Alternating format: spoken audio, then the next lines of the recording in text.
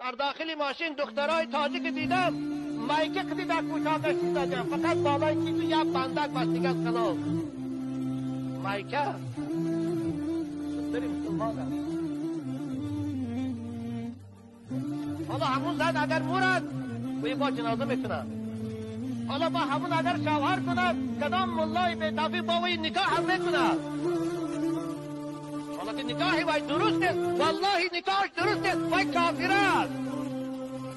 درا که پوشیدنی بدن این فرض است، نفس قطعی کلی ثابت می‌کند. قرآن میگه اعوذ بالله من الشیطان الرجیم ولیضربن بخمرهن علی جیوبهن.